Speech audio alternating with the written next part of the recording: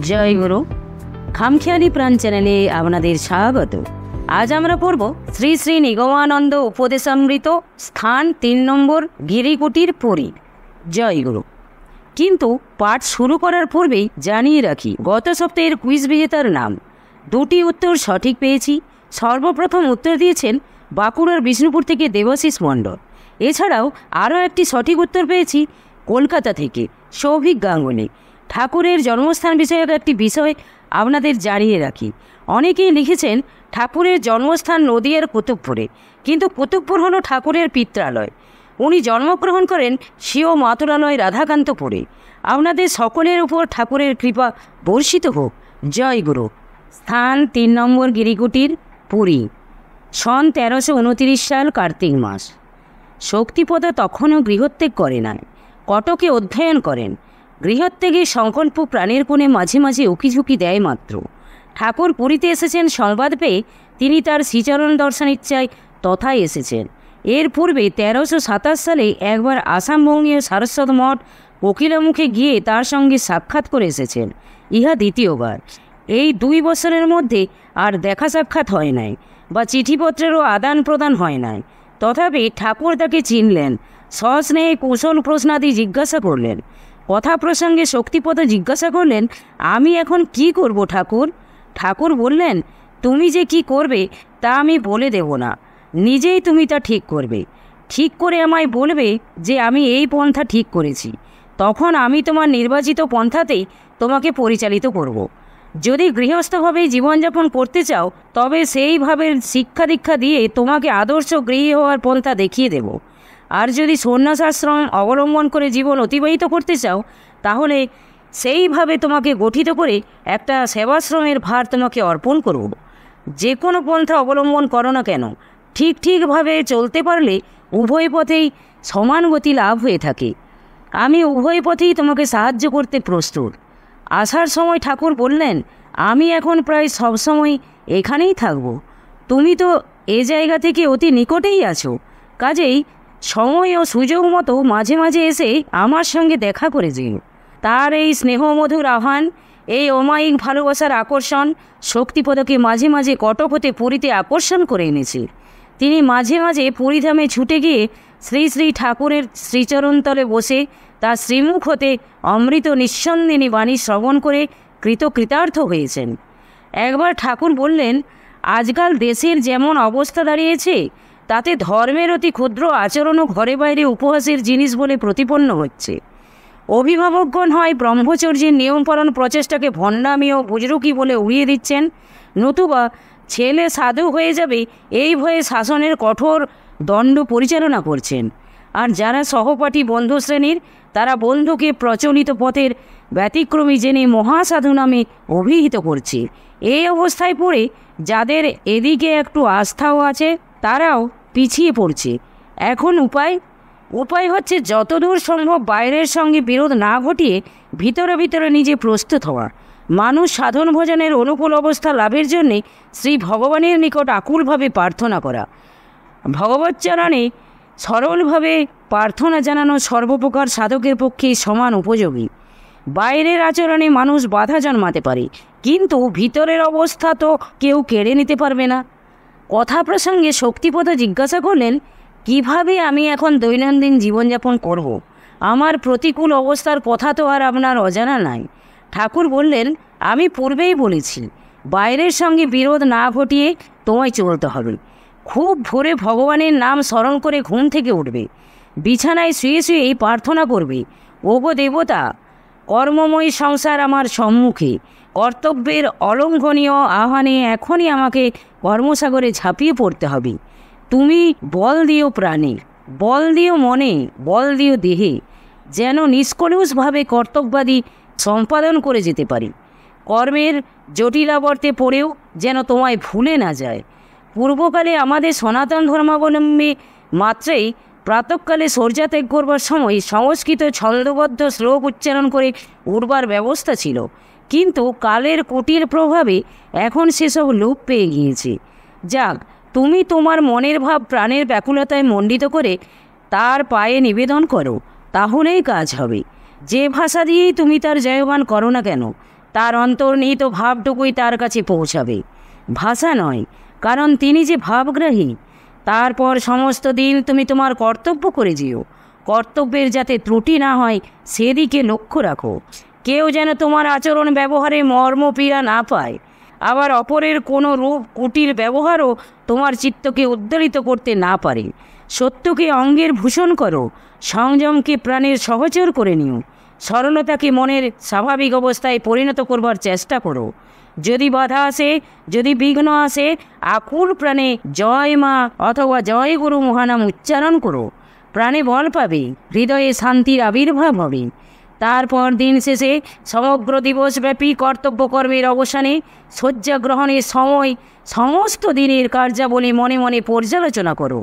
দেখো কোথায় তোমার ত্রুটি হয়েছে, কোথায় বিচ্যুতি ঘটেছে। তারপর সে সমস্ত আত্মকৃত ত্রুটির জন্যে তার চরণে ক্ষমা প্রার্থনা করে বলো, ওগো প্রভু, অপরিণত মস্তিষ্ক চঞ্চল মতি আমি। কর্মের মাঝে চেষ্টা সত্ত্বেও আজ এতগুলি ত্রুটি হয়ে গিয়েছি। তুমি শক্তি দিও প্রভু, যেন তোমার শক্তিতে শক্তিমান হয়ে আমি সমস্ত বাধা অতিক্রম করতে সমর্থ হই। ভবিষ্যতে যেন আর সে সকলের পুনরাবর্তন না হয়। তারপর যতক্ষণ ঘুম না আসে ততক্ষণ মনে মনে তারই মূর্তি চিন্তা করো, তারই নাম জপ করো। অন্য কোনো চিন্তা যেন চিত্তকে অধিকার করে না বসে। শক্তিবোধ জিজ্ঞাসা করলেন, কোন মূর্তির চিন্তা করব আমি, কোন নামের আশ্রয় গ্রহণ করব? ঠাকুর বললেন, ভগবানের অনন্ত নাম, অনন্ত রূপ। যে রূপেই তাকে চিন্তা করুক না কেন, যে নামেই তাকে ডাকুক না কেন, সকল নাম সকল রূপ একই বস্তুকে লক্ষ্য করছে বলে চরমে সকলের একই গতি, পার্থক্য কোনো নেই। সকল নাম সকল রূপের অন্তরালে তার শাশ্বতী অপরূপ রূপ বিরাজিত। কাজেই যে কোনো নাম রূপ অবলম্বন করলেই তার সাড়া পাওয়া যায়। কাজেই যার যে নামে রুচি হয়, যার যে মূর্তি ভালো লাগে, সে সেই নাম রূপের আশ্রয় গ্রহণ করবে। এমন কোনো বাধা ধরা নিয়ম নেই যে অমুক নাম বা অমুক মূর্তি অবলম্বন করতে হবে। তবে যে নাম রূপ অবলম্বন করবে তাতে যেন দৃঢ় নিষ্ঠা থাকে। নিষ্ঠা না থাকলে আজ এ নাম রূপের আশ্রয়, কাল ও নাম রূপের আশ্রয়, এতে কোনো ফল হয় না। এজন্যই সনাতন ধর্মের প্রথম ও প্রধান উপদেশ হচ্ছে ইষ্টনিষ্ঠা। শক্তিপদ জিজ্ঞাসা করলেন, তার কোনো দৈবী মূর্তির চিন্তা না করে মানুষী মূর্তির চিন্তা করতে পারে কি না? ঠাকুর বললেন, হ্যাঁ, স্বচ্ছন্দে পারবে। তিনি তো মানুষেও মানুষের সঙ্গে মানুষ লীলা করে গিয়েছেন। কাজেই তার দৈবী মূর্তির চিন্তা আর মানুষী মূর্তির চিন্তা উভয়ই সমফলপ্রদ হবে। শক্তিপদ জিজ্ঞাসা করলেন, কোনো মহাপুরুষকে তার আসনে বসিয়ে পূজা করতে পারে কি না? ঠাকুর বললেন, তাও পারবে, কারণ মহাপুরুষের মাঝেও তারই প্রকাশ। মহাপুরুষের মহাপুরুষত্ব মহাপুরুষোত্তমের সত্তা ভিন্ন কিছুই নয়। কিন্তু একটা কথা বলে রাখি, যে কোনো মহাপুরুষেরই অনুধ্যান করো না কেন, যেন তার বাইরের খোলসটা নিয়েই পড়ে থেকো না। তিনি যে সার সত্য জগতে প্রচার করেছেন আর সে সত্য লাভের যে পন্থা প্রকটিত করে গিয়েছেন, সেই পন্থায় চলে সেই সত্য লাভের প্রচেষ্টা করাই হচ্ছে তার যথার্থ পূজা। নতুবা শুধু বাহ্যিকভাবে তার প্রতিকৃতি পূজা করে 3 সন্ধ্যা ধূপারতি আর চিনি করার ভোগ লাগালেই কিছু একটা হয়ে যায় না। যে তিমিরে সে তিমিরেই থাকতে হয়।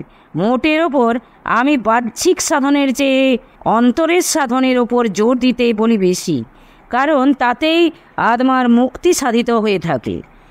শক্তিপদ জিজ্ঞাসা করলেন, মুক্তি কি? ঠাকুর বলিলেন, সকল দুঃখের অবসান এবং সুখ লাভ। সাধনার তারতম্যানুসারে আবার এই সুখ লাভের তারতম্য ঘটে থাকে। তাই আমাদের শাস্ত্রে মুক্তিরও প্রকারভেদ রয়েছে। শালক্য, সারূপ্য, শাস্তি, সাযুজ্য, এই চতুর্ভেদ মুক্তি কর্মজ, আর নির্বাণ মুক্তি জ্ঞানজ। প্রথম চতুর্বিধা মুক্তিতে দৈত্যজ্ঞানের লোপ হয় না, কাজেই আত্যন্তিক দুঃখেরও সম্যক নিবৃত্তি হয় না। আর দুঃখের লেশাভাস থাকলেও তাকে চরমতম মুক্তি কেমন করে বলবো? ধরো একজনের স্বর্গলোকে গতি হয়েছে। স্বর্গ যে অফুরন্ত আনন্দের স্থান তা তো তোমাদের অজানা নেই, কিন্তু সুখ সেখানে অপর্যাপ্ত হলেও আপন আপন কর্ম অনুযায়ী তার ভোগের তারতম্য হয়ে থাকে। কাজেই পূর্ব উল্লিখিত স্বর্গগত জীব ইন্দ্রকে ইন্দ্রাণীসহ নন্দনকাননে বিহার করতে দেখে হিংসায় জ্বলে পুড়ে মরে। ভাবে আমিও যদি ওই রকম সুখী হতাম, তাহলেই দেখো স্বর্গে গিয়েও তার যন্ত্রণার অবসান হলো না।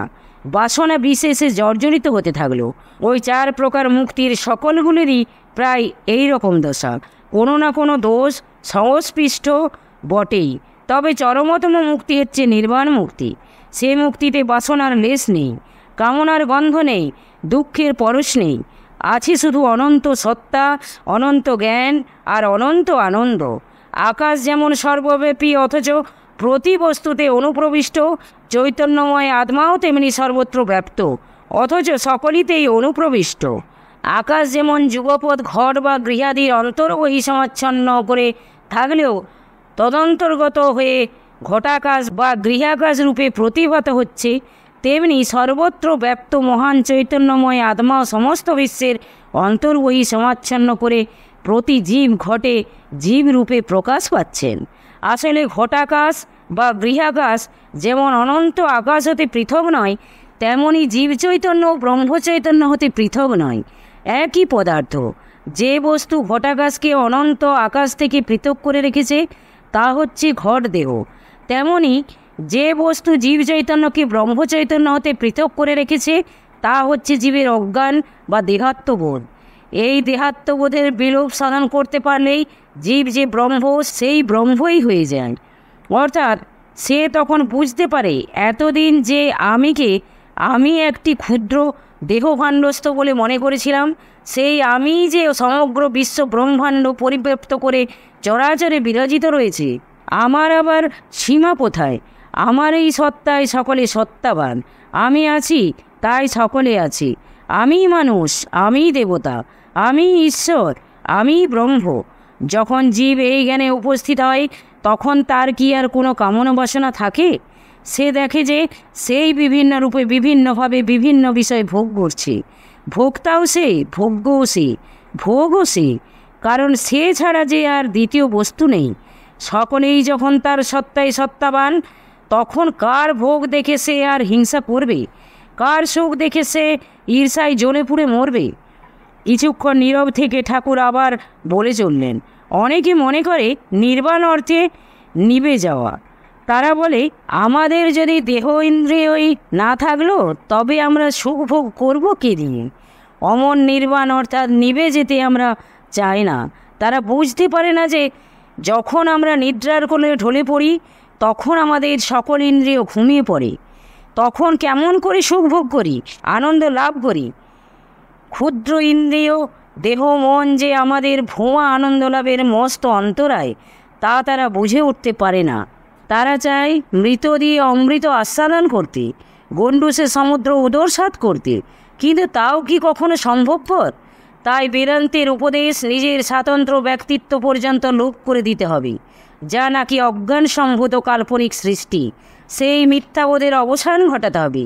তাহলেই তার ফলে অদ্বৈত জ্ঞানের উদয় হয়ে জীব জীবিতাবস্থায় জীবন মুক্তি আর দেহান্তে নির্বাণ মুক্তি লাভ করে কৃতকৃতার্থ হয়ে যাবে।